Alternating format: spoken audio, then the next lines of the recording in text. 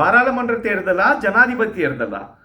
இப்போ இருக்கிற பெரிய ஒரு கேள்வி இது. இப்போ எல்லாருக்கும் தெரியும் ஜனாதிபதி அந்த தேர்தல் ஆணையர் எலெக்ஷன் கமிஷனுக்கு பவர் கிடைச்சிருக்கு பிரசிடென்ஷியல் எலெக்ஷன் டிக்ளேர் பண்ணுறதுக்கு. ஆனால் பல விஷயங்கள் ரொம்ப அவதானிச்சிருக்கணும். இந்த நாட்டுக்கு, இலங்கை உள்ள நாட்டுக்கு இன்னமும் நான் சொல்கிறேன், முதல்ல பாராளுமன்ற தேர்தல் வந்தால் தான் நல்லது. ஏன் சொல்கிறேன், அதுக்கு காரணங்கள் இருக்கு. உங்களுக்கு தெரியுமா இருக்கும், எங்கட நாடு, எங்கட மக்கள் ரொம்ப கஷ்டப்பட்டு கொண்டு இருக்கிறாங்க. சரி, இந்த ஜனாதிபதி வந்தாரு, ரணில் விக்ரமசிங்க அவர்கள் வந்தாரு.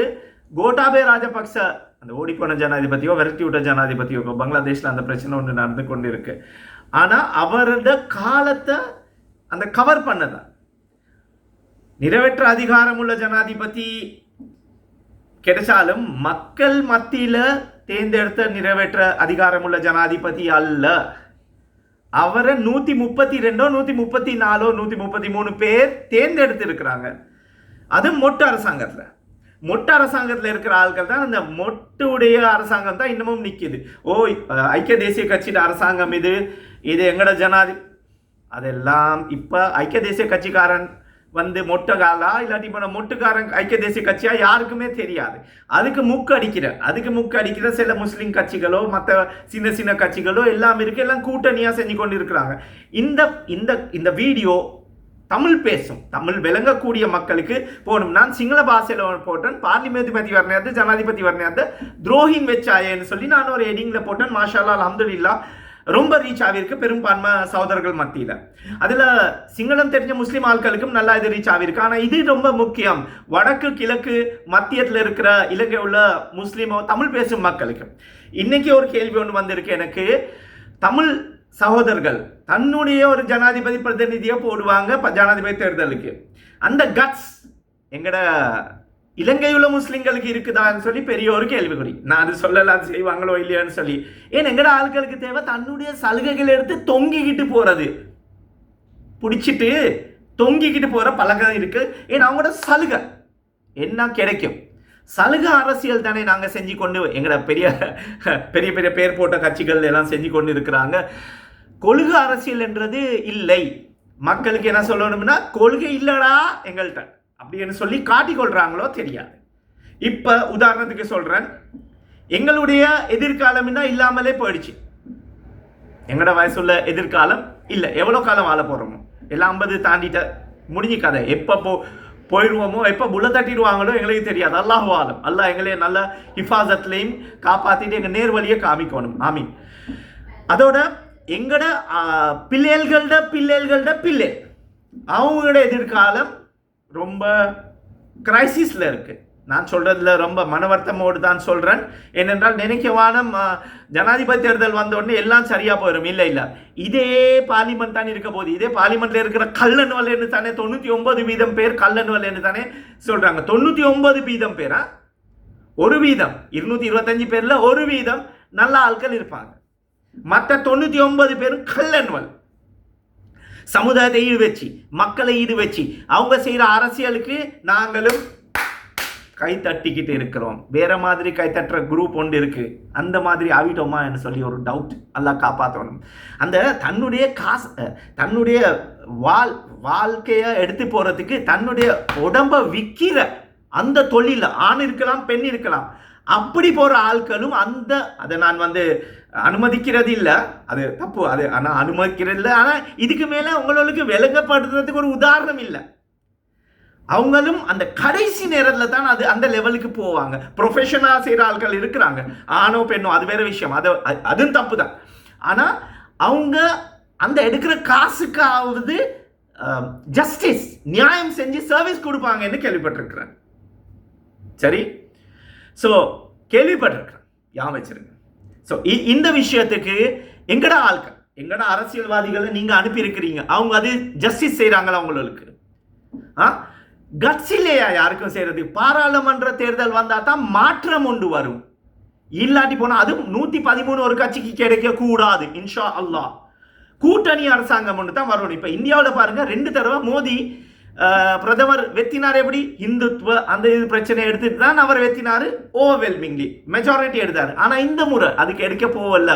என் இனவாதம் மதவாதம் தாக்கி பிடிக்காது. அப்ப எங்கட உள்ள இலங்கையில நடந்த 2.5 வருஷத்துல அந்த சிங்கள பௌத்த நாங்கள் காப்பாற்ற வாரோம், இந்த மதத்தை காப்பாற்ற வாரோம், இந்த இனத்தை காப்பாற்ற வாரோம், முஸ்லீம்களில் இருக்கிற சில ஆட்கள் வந்து ரொம்ப பேர் சில குறிப்பிட்ட 8-10 பேர் செஞ்ச தவறுக்கு முழு சமுதாயமே ஒரு ஒரு தீவிரவாத சமுதாயம்னு சொல்லி காட்டப்பட்டுச்சுங்களே. 30 வருஷமா சிங்கள மக்களையும் சிங்கள சகோதரர்கள் இலங்கை உள்ள முஸ்லீம் மக்களையும் இலங்கை உள்ள தமிழ் சகோதரர்களையும் கொண்ட எல்டிடிக்கு யாருன்னு சொல்லல இந்து பயங்கரவாதி, கிறிஸ்டியன் பயங்கரவாதி. ஏன்னா அவங்கள்ட்ட மதம் இருக்கு இல்லையா, சர்ச்சுக்கு போக இல்லையா, கோயில் கேட்ட இல்லையா. ஏன் முஸ்லீம்களுக்கு மட்டும் இஸ்லாமிய தீவிரவாதி என்று சொல்றீங்க, முஸ்லீம் தீவிரவாதி என்று சொல்றீங்க? இதே மண்ணில் இருக்கிறோம், இதே மண்ணில் பிறந்தோம், இதே மண்ணில் அடைக்கப்படுவோம். நீங்களோட அப்படி நினைக்கிறீங்கன்னா தப்பு. ஒரு லோஸ் போட்டு இருக்கிறோம், காப்பு இல்லை, அடிக்கடி சொல்லுவேன். அதனால நல்லபடியாக நாங்கள் எல்லாம் சேர்ந்து நிற்போம். ஆனால் இந்த பார்லிமெண்ட்ல இருக்கிற 99% கல்லன்களை மாற்றுறதுக்கு உங்களுக்கு கட்ஸ் இருக்கா? அது இருந்தால் நாங்கள் வெற்றி. எங்கட பிள்ளைகள என்னுடைய பிள்ளைகளோட வாழ்க்கையை பற்றி நினைக்க வேணாம். அல்ஹம்துலில்லாஹ் அல்லாஹ் நல்லா படிக்க வச்சிருக்கான், அல்ஹம்துலில்லாஹ் வாழ்ந்து போயிடுவாங்க எங்கேயாச்சும், அது ப்ராப்ளம் இல்லை. ஆனால் அவங்களோட பிள்ளை இலங்கையில் இருந்தால் பிரச்சனை வரும். இலங்கை உள்ள மக்களுக்கு அந்த பிரச்சனை இருக்கும். எல்லா ஆட்களுக்கு பிள்ளைகளுக்கு வெளியே போகலாது. ஆனால் இப்போ உள்ள எங்கட ஆட்கள் எங்கட பிள்ளைகள் எப்படி போவாங்க? Housemate, driver, Mason. ஏன்னா அவங்களுக்கு அந்த அந்த கஷ்டத்தில் போட்டதுக்கு காரணமே வாக்கு கொடுத்த நாங்கள் தான். கோயிக்கவானம் காரசாரமாக தான் இருக்கும். கடுமையான இது உண்மை. ஒரு அமைச்சர் சொல்லி கொண்டிருக்கிறாரு, இந்தியாவுக்கு எதிராக இருக்கிறதுக்கு நாங்கள் சீனாவை ஒரு பலத்தை நாங்கள் வந்து எடுத்துக்கொண்டு யூஸ் பண்ண மாட்டோம்னு சொல்லி எங்களோட டெபுட்டி ஃபாரின் மினிஸ்டர் சொல்லியிருக்கிறாரு. தலை வச்சு அவங்க வந்து செய்கிறாங்க. சீனாவுக்கு நாங்கள் வந்து அடிமையாகி முடிஞ்சு, இந்தியாவுக்கும் பாதிக்கு மேலே அடிமையாகி முடிஞ்சு. சீனாவோட கேமை கேட்டோம்னா நான் இந்த சீனாவுக்கு சார்பாக கதைக்கிறது இல்லை, இந்தியாவுக்கு எதிராகவும் கதைக்கிறது இல்லை. 2 பேரும் எங்களே போட்டு வச்சிருக்கிறாங்க, நல்லா வச்சுட்டு இருக்கிறாங்க.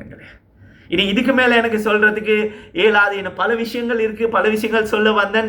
எல்லாமே இந்த 8-9 நிமிஷத்தில் சொல்ல இயலாது. இந்த மெசேஜ் எல்லாருக்கும் அனுப்புங்க. எங்கட உள்ள முஸ்லீம் கட்சிகளுக்கு என்ன எடுக்கலாம்?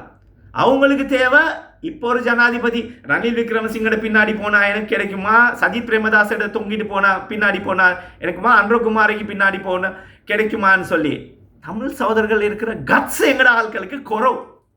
இளைஞர்கிட்ட இருக்கு, ஆனால் சந்தர்ப்பம் இல்லை. நாமினேஷன் கொடுக்கறதும் அந்த கல்லனுவலுக்கு தான். களவு செஞ்ச கல்லு. நாங்களும் அவங்களுக்கே தான் ஓட் போடுறோம்.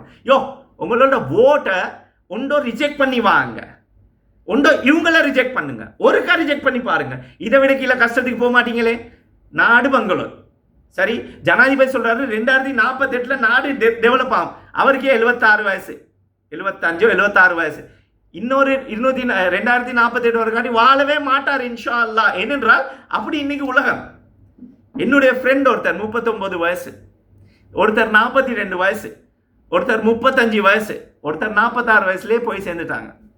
பிள்ளைகள் எல்லாம் கஷ்டப்படுறாங்க. இனி இவங்க சொல்ற என்ன சொல்றது? கல்வி ட்ரிங்கோ பிரதேசம், திரிகோணமலை பிரதேசம், மட்டக்களப்பு பிரதேசம், அப்கண்ட்ரி பிரதேசம், ஈவன் கொலம்போ டிஸ்ட்ரிக்ட்ல இருக்கிற பாடசாலைகள்ல என்ன லெவல் உங்களுக்கு தெரியுமா? கஷ்டப்படுறாங்க. அவங்க எவ்வளவு கஷ்டப்படுறாங்க. ஆனா ஒருத்தனும் கூட பல்கலைக்கழகம் நீங்க கெட்டுங்க, அது பிரச்சனை இல்லை. ஆனா கீழ் மட்டத்துல இருந்து படிச்சுட்டு வர ஆட்களுக்கு ஒரு நல்ல ஒரு ஸ்கூலுக்கு கேட்டுங்க. கோடிக்கணக்கு 200 கோடி, 300 கோடி, 500 கோடி, 1000 கோடி எல்லாம் கோடிகள் கொண்டாந்து நீங்க எல்லாம் கெட்டுறீங்க. அதுல சாதாரண வீட்டில் இருக்கிற பிள்ளைக்கு என்ன சலுகை அதுல இருக்கு? அந்த புள்ள வந்து படிச்சுட்டு பாஸ் ஆகிட்டு போனாதான் அதுகளுக்கு போயிடும். தன்னுடைய பிரைவேட் லிமிடெட் பிஸ்னஸை பற்றி நான் சொல்ல வரல, அது உங்களோட இஷ்டம். அது நீங்கள் கணக்கு காட்டிடுங்க அல்லாவுக்கு, எங்களுக்கு அதை பற்றி கவலையும் இல்லை. பள்ளிவாசல் கட்டுறாங்க. கல்வியை முதல்ல கொடுத்தாருங்க. தொழுகைன்னா எங்கேயும் பண்ணலாம். நபி ஸல்லல்லாஹு அலைஹி வஸல்லம் காலத்திலேயோ சாபாய் பெருமக்கள் காலத்திலேயோ பெரிய பெரிய ஆடம்பர பள்ளிவாசல்கள் இருக்குல்ல. ஆனால் பக்கத்து வீட்டில் பிச்சை கேட்குற லெவலுக்கு மஹல்லால வாழ்கிறாங்க. ஆனால் அவங்களுக்கு சலுகை இல்லை. பள்ளிவாசல் டாய்லெட்டை பற்றி கதைச்சிருக்கிறேன். வலிக்கு உழுவார் ஆட்கள்யா, வலிக்கு உழுவாங்க ஆட்கள். எல்லாரும் நாங்களும் தெரிஞ்சுக்கொள்ளணும் எப்படி ஒரு டாய்லெட் யூஸ் பண்ணுறதுன்னு சொல்லி. இஸ்லாமிய அடாக் பிரிசிந்துக்காம தீனின் பாதி அது வந்து கிளென்லினஸ். இதுகள் எங்கள்கிட்ட இருக்குதா? வச்சுக்கொள்றோமா? அது இதுகள் தான் பார்க்கணும். அப்போ நீங்கள் அந்த கல்வி முதல்ல அந்த ஸ்கூல் நீங்கள் தேர்ந்தெடுத்து அனுப்பின 20 பேர் 20 வருஷம் 25 வருஷம் பாராளுமன்றத்தில் இருக்கிறாங்க. அவர்கள் என்ன செஞ்சாங்க? உங்களுக்கு வெற்றி தாயா செஞ்சிருக்கிறாங்க. உங்களோட பிள்ளைகளை வெளிநாட்டு அனுப்புகிற ஜொப் கொடுத்தனா துப்புற முழுங்கிட்டேன். இதுதான் எங்களோட வாழ்க்கை. இந்த சளியை முழுகிற மாதிரி அவனோட பின்னாடி போகிறது முன்னாடி போகிறது வேஸ்ட் டைம். நாங்கள் சாப்பிட்டு குடிக்கிறோமான்னு சொல்லி ஒரு சந்தேகம் யாருக்கு கவலையாக இருக்குது. நான் ஒரு இடத்துல இருந்து வந்திருக்கேன். ஒரு 2 நாள் பிரேக் கொண்டு எடுத்திருக்கிறேன். ஏனென்றால் இதுகள் எல்லாம் யோசிக்கும் பொழுது ரொம்ப கவலையாக இருக்கு. இங்கே வந்து என்னப்பா ஹாலிடேக்கு வந்திருக்கான் இவனுக்கு இது மக்களுடைய ஃபிக்கர். எனக்கு டெய்லி கால் வருது. சில கால்களுக்கு எனக்கு பதில் கொடுக்கலாது. ஏன் எனக்கு அவ்வளோ காசு இல்லை அவங்களுக்கு உதவுறதுக்கு. உண்மைக்குமே இருக்கிறவங்க அங்கே இங்கே கொடுக்காம ஒரு நேர்மையாக ஒரு மனுஷன் கிட்ட இருந்தால் நீங்களும் போயிட்டு செய்யுங்கய்யா. உங்களோட காசு எடுத்து நாங்கள் ஒரு தின்றுவோமா? கல்விக்கு நீங்கள் உதவுங்க. இதுவரை எல்லாம் உங்களுக்கு சொல்லி சொல்லி சொல்லி சொல்லி இல்லாமலே போயிடுவாங்க மனுஷன்கள். இல்லாமலே போயிட்டாங்க பல ஆட்கள். ஆனால் நீங்கள் திருந்துற மாதிரி இல்லை. இந்த பாராளுமன்றம் போன ஆட்களுக்கு துரோகம் செஞ்சு 20க்கு கையை தூக்கின முஸ்லீம்கள் யாவும் இருக்கா? மொட்டை அரசாங்கம் தாயா இது. தலைவர்மார்கள் இங்க கல்லன்னு அங்க அவங்களுக்கு கிடைக்கிற சலுகைகள் எங்க? உங்களோட எல்லாம் வித்துக்கிட்டு அரசியல் பண்ற கொலைக்கிற நாய் கூடயா நன்றி உள்ள இருக்கும். நீ உன்னோருக்கு நன்றி இல்லை. உங்களோட ரத்தத்தை குடிச்சு வாழ்ற ஒரு மனித உருவத்தில் இருக்கிற பூதங்களா பேய்களா பிசாசுகளா சொல்லி கவலையா இருக்கு. பல விஷயங்கள் சொல்ல வந்தேன். ஆனால் இதுக்கு மேல நான் பேச விருப்பம் இல்லை. ஏனென்றால் ஜேவிபி ஒரே பாலிசி. அவங்களுக்கு அந்த முஸ்லீம் நல்ல மனுஷர்களுக்கு நாமினேஷன் கொடுக்குறதோ அவங்கள சேர்த்து எடுக்கிறதோ இல்லை. அதே கூட்டம் தான் இதெல்லாம் ஏமாத்திட்டு எப்படி நாங்கள் பாராளுமன்றத்தை தள்ளி போட்டு ஜனாதிபதி தேர்தல் எடுக்கிறோம். பாராளுமன்ற தேர்தல் முதல்ல வந்தால் தான் இலங்கை உள்ள எதிர்காலம் நல்லா இருக்கும். ஜனாதிபதி தேர்தல் வந்தால் அது சஜிதா இருக்கலாம், அனுரையா இருக்கலாம், ரணிலா இருக்கலாம். இன்னும் இழுத்துருவாங்க 1 வருஷம் 6 வருஷம். இதை அப்ரூவ் பண்ணுவோம், இதை செய்யணும், அதை செய்யணும். திடீர்னு நாங்கள் வந்து பாராளுமன்றத்தை கலக்க இயலாது. இந்த பிரச்சனை இருக்கு, ஒரு பிரச்சனையை உருவாக்குவாங்க. இப்போ நாங்கள் என்ன நினைப்போம், இந்த பிரச்சனை பெரிய பிரச்சனை தானே, அதுக்கு போகிறோப்பாங்க பார்ப்போம்னு சொல்லி 10,400 சொச்சம் ஸ்கூல்களுக்கு சஜித் பிரேமதாஸ் அவர்கள் சொல்றாரு பகல் சாப்பாடு கொடுப்போம். காசு எங்காலையா வரும்? பங்குலத் நாடு எங்கட இருக்கிற கடன் கெட்டுறதுக்கு எங்களுக்கு டைம் இருக்குதான். அதாச்சும் இப்போ கூட நாங்கள் பங்குலத்தாவி கடன் கெட்டாத ஒரு கேடு கெட்ட நிலைமையில இருக்கிறோம். இந்த பிரச்சனையை நீங்கள் இதே முஸ்லீம் கட்சிகளை இனவாதம் மதவாதம் என்று பேசி மறுக்கா தேர்ந்தெடுத்தீங்கன்னா உங்களுக்கு சரித்திரமே கஷ்டம் தாயா. உதவி கேட்டு வரவையும் வானம் இந்த குப்பையிலே வாழ்ந்துட்டு மவுத்தாவி போயிருவீங்கயா. நீங்கள் எல்லாம் கவலையா இருக்கு. பணக்கார மக்கள் இருக்கிறாங்க, எவ்வளவு பணக்கார ஆட்கள் எங்கள்கிட்ட இருக்கிறாங்க சமுதாயத்தில். ஆனா தன்னுடைய பிஸ்னஸையும் தன்னுடைய எப்படியோ சின்ன ஒரு உதவி ஒன்று போட்டு கொஞ்சம் காட்டிட்டு நாங்கள் சேஃபாக இருப்போம், நாங்கள் நல்லா இருப்போம், பிரச்சனைகள் வானம். பிரச்சனைகள் மத்தியில் தாயா ரிசல்ட்டே வரும். ஒரு பிரச்சனை உண்டு ஆவினா தான் அதில் ஒரு ரிசல்ட் வரும். அறகலை ஆவினை சுட்டி தான் அவர் ஓடி போனார். அந்த மாதிரி ஸோ இந்த மாதிரி நான் சொல்லலாம் ஆயுதங்கள் தூக்குங்க அப்படி ஒன்றும் இல்லைப்பா அப்படி நான் சொல்லவே இல்லை. ஆனால் உங்கள்கிட்ட இருக்கிற ஓட்டு பலத்தை முதல்ல பாராளுமன்ற தேர்தல் எடுங்க. ஜனாதிபதி தேர்தல் வந்து உங்களோட தலையெழுத்து மாறும் மாதிரியோ ஒன்றும் மாறாதியா. இதே இன்னொரு வருஷம் கஷ்டம் கூட தான் வரும். கொஞ்ச நாளத்துக்கு பெட்ரோலை குறைச்சாங்க, டீசலை குறைச்சாங்க, எலக்ட்ரிசிட்டி பில்லை குறைச்சிங்கன்னு சொல்லி, கேஸ் குறைஞ்சாங்கன்னு சொல்லி, உங்களால் ஒரு ஆள் ஜனாதிபதி ஆகிருந்தாலும் கேஸ் பிரச்சனை முடிஞ்சிருக்கும், ஆயில் பிரச்சனை முடிஞ்சிருக்கும், பெட்ரோல் பிரச்சனை முடிஞ்சிருக்கும். நினைக்க வேணும் இவர் இப்ப இருக்கிற ஜனாதிபதி வந்து தான் இந்த பிரச்சனை முடிச்சாரு. அப்படி ஒன்றும் இல்லை.